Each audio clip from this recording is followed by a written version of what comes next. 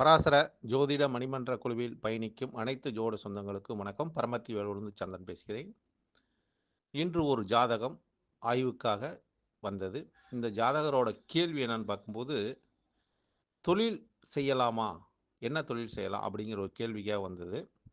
இந்த ஜாதகத்தை நான் பார்க்கும்போது, இன்று காலையில் பார்த்த ஒரு ஜாதகம் ஆய்வு பண்ணும்போது, இவருக்கு கேது மகாதிசையில் செவ்வாய் புத்தி வேற நடக்குது.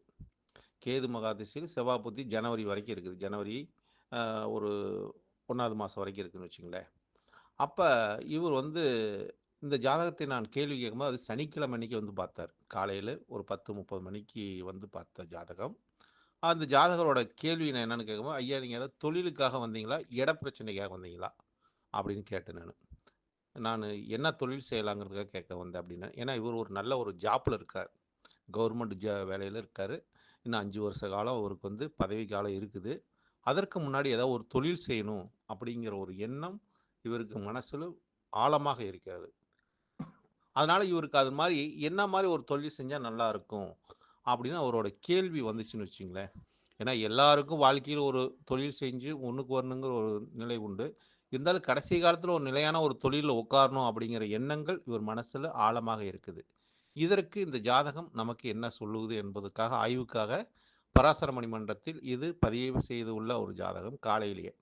ஏன்னா ஒவ்வொரு ஜாதகமும் நமக்கு ஒவ்வொரு நிலைப்பாட்டை சொல்லக்கூடியது. இந்த ஜாதகத்தை ஏன் பதிவிட்டதுன்னு கேட்டிங்கன்னா, இந்த ஜாதகர் பிறந்தது 10/8/1970 பிறந்தார். திங்கட்கிழமை அன்னைக்கு பிறந்திருக்கார்.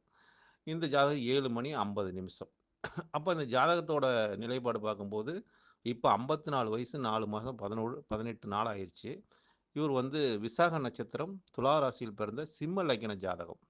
சிம்ம லக்கினத்துக்கு பார்க்கும்போது 10ஆம் அதிபதியாக வரக்கூடியவர் சுக்கிர பகவான். 3க்கும் 10க்கு அதிபதியே தொழில்ஸ்தான அதிபதியே சுக்கிர பகவான் தான். 2ல் உட்காந்துருக்கார்.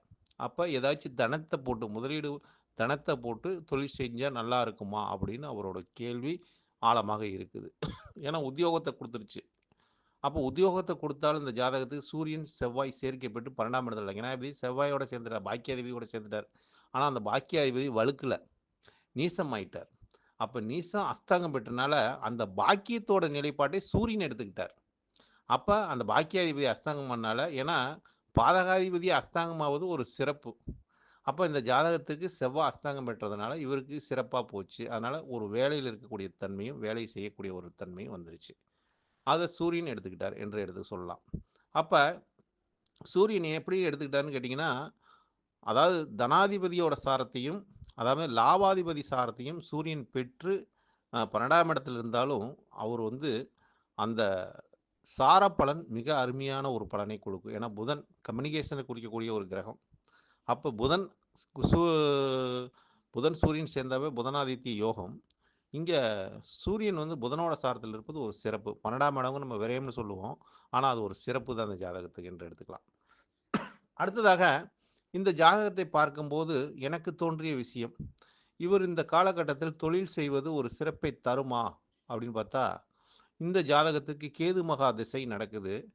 கேது லக்கணத்திலே உட்காந்துட்டாரு. கேது மகத்தோட சாரத்தை 4ஆம் பாவத்தை பெற்று, அப்போ அந்த கேது லக்கணத்திலே இருக்கிறனால 2ஆம் அதிபதியோட சேர்க்கை பெற்று புதனும் லக்கணத்தில் இருக்கிறனால ஏதோ ஒரு மூலிமா லாபத்துக்கு ஆசைப்படக்கூடிய ஒரு காலகட்டம் தான். அப்போ கேது மகா திசைங்கிறது ஆசைப்பட்டா கிடைக்குமா? கேது ஆசைப்பட்டா கிடைக்கும், ஆனால் நிராசையாக போயிடும், ஒன்றுமில்லாத போயிருமே, சாம்பல் தான் கிடைக்கும் அப்படிங்கிற ஒரு தன்மையை உணர்த்தக்கூடிய ஒரு ஜாதகமாக எனக்கு தெரிஞ்சுது. அப்போ கேது மகா திசை உங்களுக்கு 51 வயசு ஸ்டார்ட் ஆயிடுச்சு, 58 வயசு வரைக்கும் உங்களுக்கு கேது மகா திசை இருக்குது. அதனால் அதில் நீங்கள் எந்த தொழில் செஞ்சாலும் உங்களுக்கு ஒரு சிக்கலை ஏற்படுத்தும், சிரமத்தை கொடுக்கும், எதில் ஒன்று மாட்டிக்குவீங்க. அதனால் இந்த காலகட்டத்தில் நீங்கள் கையில் பணமே வச்சு ஏதாச்சும் நீங்கள் பிஸ்னஸில் போட்டிங்கன்னா அது எடுக்க முடியாதுங்க அப்படின்னு சொன்னோன்னே, அவரு அடுத்தது எனக்கு கொடுக்கக்கூடிய பதில் என்னன்னு கேட்டிங்கன்னா, ஒரு பக்கம் பணம் கொடுத்து மாட்டிக்கிச்சிங்க, அதை நான் எப்படி வாங்குறது, கேஸ் போட்டு வாங்கலாமா அப்படின்னு அவர் கேள்வி கேட்குறாரு. ஏன்னா கேதுங்கிறது ஒரு சிக்கலான ஒரு கிரகம். அந்த சிக்கலான கிரகம் சிக்கலை ஏற்படுத்தும், சிக்கலை ஏற்படுத்தி விட்டுரும் அப்படிங்கிற ஒரு தன்மை. அதை பாதகாதிபதியோட புத்தி வேறு நடக்குது. அப்போ பாதகாதிபதி புத்தி நடக்கும்போது இந்த ஜாதகத்துக்கு ஏதோ ஒரு நிலையில் அதை கொடுக்கணும் விதி. அப்போ அந்த கேது மகா திசையில் செவ்வாயோட புத்தியில் அவர் இந்த மாதிரி ஒரு சிக்கலை ஏற்படுத்தக்கூடிய ஒரு தன்மை இருக்கிறதுனால் அப்போ இவர் ஏதாச்சும் நான் கேஸ் போட்டு இதை பணம் வாங்க முடியுமா அப்படிங்கிற ஒரு கேள்வி. அப்போ அதற்காக இந்த கேள்வியும் கேட்குறார். அடுத்து தொழிலுக்காக சொல்கிறார். இந்த செவ்வாய்ங்கிறது கலகத்தை ஏற்படுத்தக்கூடிய ஒரு கிரகம். அதோட புத்தியிலும் பாருங்க எந்த மாதிரி ஒரு நிலைப்பாட்டை கொடுக்குது ஜாதகத்துக்கு.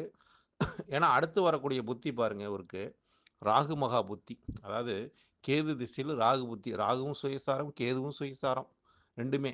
அப்போ ராகு 7ல் இருக்கார். அப்போ 7ஆம் இடம் அது ராகு வந்து பகையான வீட்டில் வர சூரியனுக்கு பகையான வீட்டில் ராகு வலுவாக இருக்கார் அப்படிங்கிற ஒரு தன்மை. அப்போ இந்த ராகு பகவானோட ஒரு புத்தி காலம் இந்த ஜாதகத்துக்கு எப்படி இருக்கும்? ஏன்னா கேது திசை ராகு புத்தி. ராகு போல கொடுப்பவனும் இல்லை, கேது போல கெடுப்பவனும் இல்லை, தடுப்பவரும் இல்லைன்னு சொல்கிற ஒரு நிலைப்பாடு. அப்போ ராகு மகா புத்தியில் இந்த ஜாதகத்துக்கு எந்த மாதிரி ஒரு நிலைப்பாட்டை கொடுக்கும்? அப்போ ஒரு வம்பு வழக்கு கொடுக்கக்கூடிய தன்மையும், இந்த மாதிரி வழக்கில் ஏதாச்சும் பிரச்சனையை ஏற்படுத்தக்கூடிய தன்மையும், கண்ணுக்கறியாத நிறையா ஒரு பிரச்சனைகளை இவர் வந்து கையாளக்கூடிய ஒரு தன்மை வந்துடும். என்ன நடக்குதுன்னே கண்டுபிடிக்க முடியாத அளவுக்குலாம் இருக்கும். ஆனால் அந்த ஜாதகத்தில் இப்போ கோச்சார ரீதியாக பாருங்கள், கேதுவும் தனஸ்தானத்தில் அமர்ந்து ராகுவும் 8ஆம் இடத்தில் இருக்கார். அப்போ இந்த சுக்கிரன் கேது வந்து இப்போ கேதுவை வந்து சுக்கிரனை வந்து கேது கடக்கிறார் என்று எடுத்துக்கலாம். அப்போ அந்த சுக்கிரனை கேது தொடும்போது இவருக்கு எந்த மாதிரி ஒரு பிரச்சனையை கொடுக்குது பாருங்க. அதாவது சுக்கிரன்கிறது ஒரு பணத்தை குறிக்கக்கூடிய கிரகம் தான். அப்போ ஏதாச்சும் இப்போ தொழில் செஞ்சு இவர் ஏதாச்சும் லாக் ஆனால் கூட லாக் ஆகிடுவார். தொழில் மூலிமா பணம் கொடுத்தா கூட இவருக்கு அது மூலிமா கிடைக்காத கூட போயிடும். அப்போ இவர் ஒருத்தர்கிட்ட நம்பி ஒரு தனங்கிறது என்ன, இவர் வந்து ஒரு 3ஆம் இடம் ஒரு பரிமாற்ற வளர்ச்சியை கொடுக்கக்கூடியது. அதாவது கம்யூனிகேஷன் சொல்லக்கூடிய இடம். ஒருத்தர்கிட்ட பணம் கொடுத்தோன்னே அவர்கிட்டருந்து நம்ம வட்டி வாங்கி கூட வாங்கிக்கலாம் அப்படிங்கிற ஒருத்தர் ஆசையில் இந்த ஜாதகர் தன்னோட பணத்தை பிறர்கிட்ட கொடுத்து அதை வாங்க முடியாத சூழ்நிலையில் இப்போ சிக்கிக்கிட்டார்.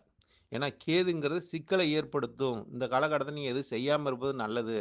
ஆனால் சிக்கலை உண்டாக்கி சிக்கலில் இப்போ சிக்கிக்கிட்டு அதுலேருந்து இப்போ வந்து அந்த பணத்தை நான் எப்படி வாங்கிறதுன்ட்டு இவர் முழிச்சிக்கிட்டு இருக்கார். அந்த மாதிரி ஒரு காலகட்டம் இவருக்கு தற்போது இந்த காலையில் இந்த ஜாதகத்தை நான் பார்த்தோன்னே கேது மகாதிசை செவ்வாய் புத்தி ஏதோ ஒரு பிரச்சனையை கொடுக்குதுன்னு தெரியுது. அப்போ இவர் ஏதாவது வேலைக்கு தான் வந்திருக்கணும். ஏன்னா சனிக்கிழமை வந்திருக்காரு. அது ஓரைன்னு பார்க்கும்போது காலையில் செவ்வாய் ஓரை. அப்போ செவ்வாய் கலகத்தை கொடுக்கக்கூடிய ஒரு பிரச்சனையை கொடுக்கக்கூடிய ஒரு நிலைப்பாடு. அப்போ அந்த கிழமையும் ஓரையும் என்ன சொல்லுது பாருங்கள். ஃபஸ்ட்டு தொழிலும், அடுத்தது பிரச்சனையும், அதுக்கடுத்து வம்பு வழக்கு, கோர்ட்டு கேஸுன்னு போகக்கூடிய தன்மையெல்லாம் இந்த ஜாதகத்துக்கு வரக்கூடிய ஒரு சூழ்நிலை சந்தர்ப்பமும் ஏற்படுத்தி உள்ளது.